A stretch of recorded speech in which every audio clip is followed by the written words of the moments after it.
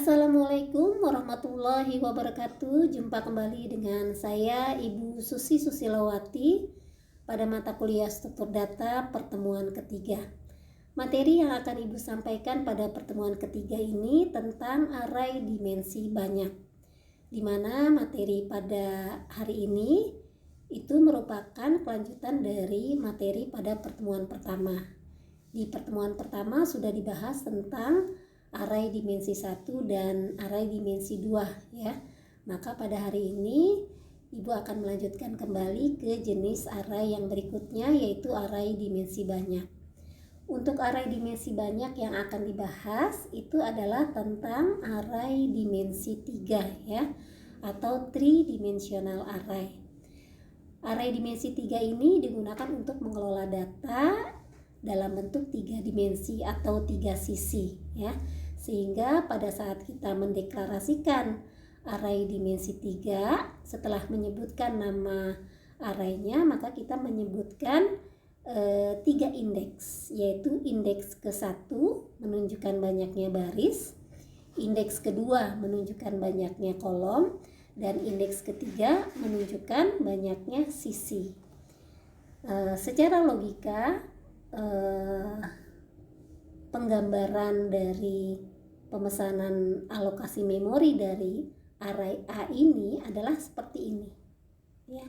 Ada sebanyak 3 baris ya. Jadi ini indeks pertama kan tadi menunjukkan baris ya. Barisnya 3 berarti di dalam storage terjadi pemesanan sebanyak 3 baris. Baris ke-0, baris ke-1, baris ke-2. Kemudian indeks keduanya 4 menunjukkan banyaknya kolom, berarti ada 4 kolom. Kolom ke-0, kolom ke-1, kolom kedua, dan kolom ke-3. Kemudian indeks yang ketiga menunjukkan banyaknya sisi. Sisinya ada 2 ya, di sini sisi 0, sisi 1. Nah, seperti ini penggambaran alokasi pemesanan memorinya. Kemudian untuk menentukan jumlah array pada array dimensi 3, maka tinggal kita kalikan ketiga indeks tersebut ya. Indeks pertama dikali indeks kedua dikali indeks ketiga. Contohnya tadi array A 342, maka jumlah seluruh elemennya adalah sebanyak 24, yaitu dari 3 dikali 4 dikali 2 ya. Jadi jumlah total seluruh elemennya adalah 24 elemen. Selanjutnya Ibu akan masuk ke pemetaan atau mapping ya, dimana yang dimaksud dengan pemetaan atau mapping adalah berkenaan dengan pengalamatan array dimensi 3 ke dalam storage yaitu menggunakan rumus ini ya. Misalnya alamat yang mau kita cari di MNP ya. M ini baris yang mau kita cari, N kolom yang mau kita cari, P sisi yang mau kita cari. Yaitu dengan cara M000 ini menunjukkan alamat awal dari arraynya. Kemudian ditambah M dikurangi 1 dikali jumlah elemen kedua dikali jumlah elemen ketiga. M-nya ini adalah dari baris yang mau dicari. Jumlah elemen itu dari deklarasi arraynya. Kemudian ditambah N dikurangi 1 dikali jumlah elemen ketiga. N-nya ini dari sini ya, dari kolom yang mau dicari. Jumlah elemen ketiga ini sama dengan jumlah elemen ketiga yang di sini, yaitu dari deklarasi arraynya. Ditambah P dikurangi 1. Nah, P-nya ini tidak dikali dengan jumlah elemen. Kemudian setelah dihitung semua baru dikali dengan L ya. Jadi jangan lupa diingat kalau M dikurangi 1 itu dikalinya dengan jumlah elemen kedua dan elemen ketiga. Kalau N dikurangi 1 hanya dikali dengan jumlah elemen ketiga saja. Kalau P tidak dikali dengan jumlah elemen ya. Kemudian baru dikali L. Contohnya integer A243, 2 baris 4 kolom 3 sisi ya, dimana alamat awalnya ada di alamat 0011 heksa. L-nya yaitu 2. Kenapa 2? Karena tipe datanya integer. Integer itu lebar datanya 2. Yang alamat yang mau dicari adalah di A baris kedua, kolom ketiga, sisi kedua. Di mana alamat A2232 jika alamat awalnya tadi di 0011 heksa. Oke, kita tinggal masukkan ke dalam rumusnya ya. Tadi M00-nya, alamat awalnya ada di 0011 heksa. Ditambah M dikurangi 1, M-nya dari sini ya. Ini M-nya. M-nya itu dari sini, dari baris yang mau kita cari. N dikurangi 1, ini dari kolom yang akan kita cari. Ini P ya, P dikurangi 1, ini dari P yang mau kita cari. Kemudian kalau M dikurangi 1, ini dikali jumlah elemen kedua dengan jumlah elemen ketiga. Nah, kalau jumlah elemen, ini kita lihatnya dari deklarasi arraynya. Deklarasi arraynya ini. 2 ini menunjukkan jumlah elemen pertama, 4 ini menunjukkan jumlah elemen kedua, 3 ini menunjukkan jumlah elemen ketiga. Maka M dikurangi 1 dikali jumlah elemen kedua. Ini berarti dari sini dikali jumlah elemen ketiga, berarti 3 itu dari sini. Kemudian ditambah N dikurangi 1, N ini dikali dengan N dikurangi 1 ini dikali dengan jumlah elemen ketiga saja, berarti sama dengan ini ya. Kemudian ditambah P dikurangi 1, P. Kalau P tidak dikali dengan jumlah elemen, dikali 2. 2 ini lebar data ya. Tinggal kita masukkan 2 dikurangi 1, 1 dikali 4 dikali 3 itu 12. 3 dikurangi 1, 2 kali 3, 6. 2 dikurangi 1, 1. Kemudian kita jumlahkan 12 tambah 6 tambah 1 itu 19 ya. 19 dikali 2. 19 kali 2 itu 38. Nah, 38 ini ya masih dalam bentuk desimal. Jadi yang sudah heksa itu hanya alamat awal. Sedangkan M dikurangi 1 dikali jumlah elemen kedua dikali jumlah elemen ketiga ditambah N dikurangi 1 dikali jumlah elemen ketiga ditambah P dikurangi 1 dikali L itu masih dalam bentuk desimal. Maka kita perlu merubah dulu ke dalam bentuk heksadesimal. Caranya masih ingat ya? Mengubah desimal ke heksa itu dengan cara membagi bilangan tersebut dengan base dari bilangan yang mau kita cari. Bilangan yang mau kita ubah kan heksadesimal ya, base-nya adalah 16, berarti 38 dibagi 16 ya. 38 dibagi 16 sama dengan berapa? Sama dengan 2. 16 kali 2 kan 32, sisa 6. 38 dikurangi 32 kan 6 ya. Berarti 26. Ya, 26. Jadi 38 desimal itu sama dengan 26 heksa. Nah, setelah jadi heksa baru kita jumlahkan. 0011 heksa ditambah 26 heksa sama dengan 0037 heksa. Bisa ya? Oke, nanti contoh yang lainnya kita masuk ke soal ini. Kita coba masuk dulu ke soal ini ya. Di sini contohnya deklarasi arraynya itu, atau nanti Ibu selesaikan dulu materinya. Nah, nanti untuk latihan array ini akan kita kerjakan bersama-sama di forum diskusi ya, di WAK-nya nanti. Ibu selesaikan dulu materinya. Berikutnya ini contoh dari program array dimensi 3 ya, itu untuk mencetak elemen-elemen ini ya.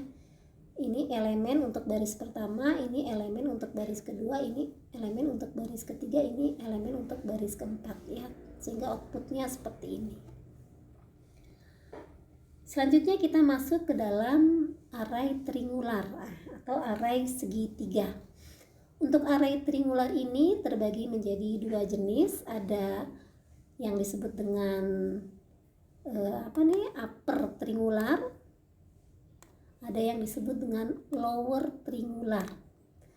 Upper triangular adalah array segitiga yang jumlah elemen di bawah diagonal utamanya sama dengan 0. Jadi yang uppernya yang tidak 0, yang di bawahnya yang 0 kalau untuk upper. Sedangkan lower triangular adalah array segitiga yang seluruh elemen di atasnya, di atas diagonal utamanya sama dengan 0. Ya, jadi kalau lower yang tidak 0, yang di bawah, yang di atasnya yang 0. Nah, untuk membentuk array triangular ini harus jumlah baris dan jumlah kolomnya sama ya.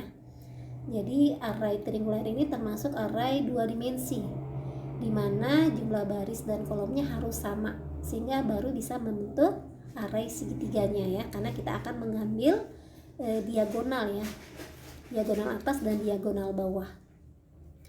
Upper diagonal atas itu tidak boleh 0, diagonal bawahnya 0. Kalau lower diagonal bawahnya tidak boleh 0, diagonal atasnya 0 semua.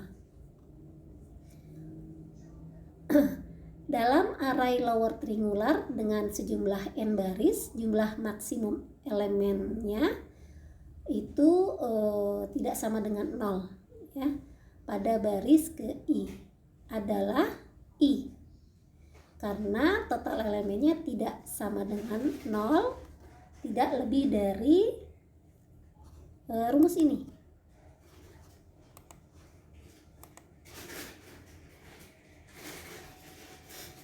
Ya, jadi ini untuk mencari jumlah elemen 0 ya. Jadi untuk mencari jumlah elemen yang bukan 0 ya, yang bukan 0 itu adalah rumusnya n dalam kurung n ditambah 1 baru dibagi 2, dimana n-nya itu adalah jumlah baris atau jumlah kolom dari array triangularnya ya. Contoh, ini pada bentuk A, ini merupakan upper triangular ya. Jadi upper itu diagonal, elemen di atas diagonal utamanya tidak boleh 0 ya. Anggaplah ini x ini berarti angka-angkanya ya. Sedangkan di bawah diagonal utamanya harus 0. Nah, ini jumlah elemen 0-nya itu rumusnya ini tadi. N dikali n ditambah 1 dibagi 2. Ya, berarti ini berapa baris? Berapa baris berapa kolom? 1, 2, 3, 4, 5, 6. Berarti 6 ya. 6 berarti 6 dikurangi 6 ditambah 1 7. 7 dikali 6 42. 42 dibagi 2. 42 bagi 2 berapa? 42 dibagi 2 21 ya. Berarti ini sebanyak 21 elemen. Apa itu? 1, 2, 3, 4, 5, 6, 7, 8, 9, 10, 11, 12, 13, 14, 15. 1, 2, 3, 4, 5, 6, 7, 8, 9, 10, 11, 12, 13, 14, 15, 16, 17, 18, 19, 20, 21. Berarti ini rumus untuk mencari yang bukan nolnya ya, mohon maaf ya. Jadi array lower triangular sebanyak n baris, maka jumlah elemen yang bukan 0 tadi ya, yang bukan 0 pada baris ke i adalah sebanyak i. Jadi kalau baris ke 1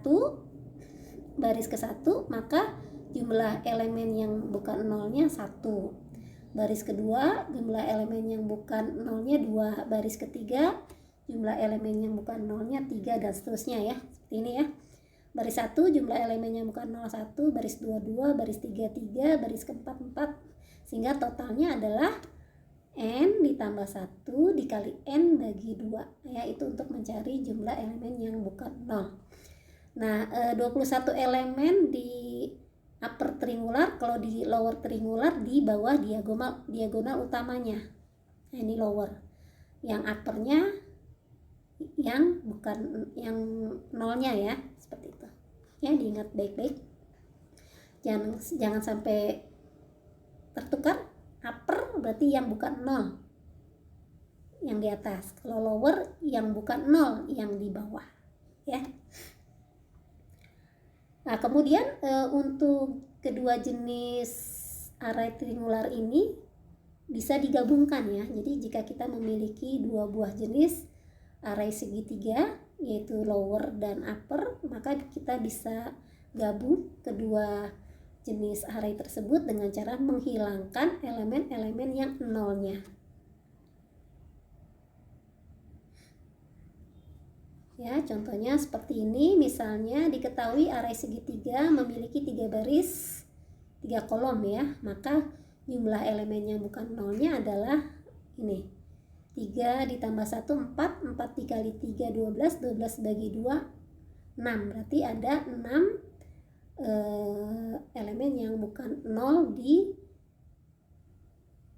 array 3 baris 3 kolom ya, seperti ini.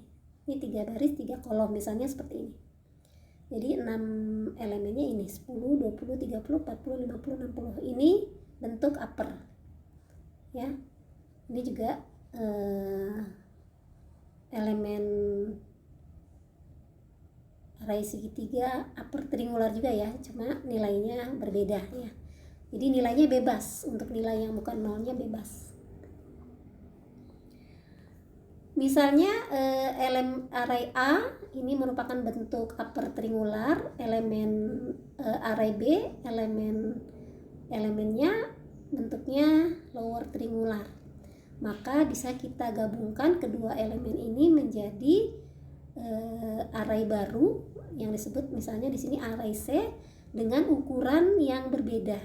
Ya, jadi kalau sebelumnya elemen array A dan B-nya dengan ukuran 3 kali 3, maka ketika digabungkan akan menjadi 3 dikali 4. Yang nambah apanya berarti kolomnya ya. Jadi kolomnya bertambah 1 ya. Jadi ketika kita menggabungkan kedua elemen array triangular, maka jumlah kolomnya pasti akan bertambah 1 ya. Jadi kalau misalnya 3 kali 6 berarti akan jadi 3 kali 7. Kalau 4 kali 2 maka jumlah kolomnya akan bertambah menjadi 1 menjadi 4 dikali 3 seperti itu ya. Nah, ini tinggal kita masukkan ya. Di sini kalau kita buatkan diagonal maka sebenarnya seperti ini. Yang ada di atas ini itu adalah elemen-elemen dari array A, yang di bawah ini adalah elemen-elemen dari array B. Tinggal kita tempatkan seperti ini.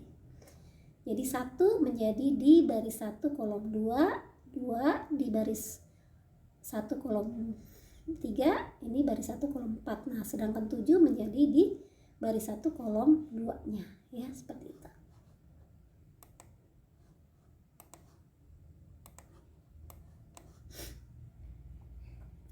Selanjutnya ada yang disebut dengan sparse array ya, atau array jarang.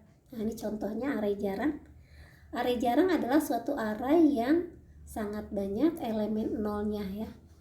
Jadi dibandingkan dengan elemen 0 dan elemennya bukan 0, banyakkan elemen nolnya ya. Kalau di array segitiga itu tadi masih banyak, walaupun ada elemen nolnya, masih banyakkan elemen yang bukan nolnya ya. Tadi yang dicari dengan rumus n ditambah 1 dikali n bagi 2 ya. Kalau sparse array elemen yang nolnya yang lebih banyak. Oke, sampai sini. Jika nanti ada materi yang kurang dipahami, bisa dilanjut ditanyakan di WA grup kelasnya ya. Nanti Ibu akan berdiskusi dengan kalian tentang latihan ini ya. Kita diskusi, atau nanti akan Ibu jadikan tugas ya. Ini pertemuan ketiga, mungkin Ibu akan memberikan tugas pertama ya, yaitu mencari mencari pengalamatan array dimensi 1, 2, dan 3 ya untuk tugas mingguan ya. Dan Ibu akan membahas salah satu soal dari array dimensi 2 ini di WA grupnya ya. Jadi dicoret-coret dulu. Nah, nanti siapa yang bisa menjawab, silakan nanti ketika Ibu sudah buka diskusinya boleh menjawab latihan-latihan yang Ibu berikan ya. Akhir kata Ibu ucapkan Assalamualaikum warahmatullahi wabarakatuh.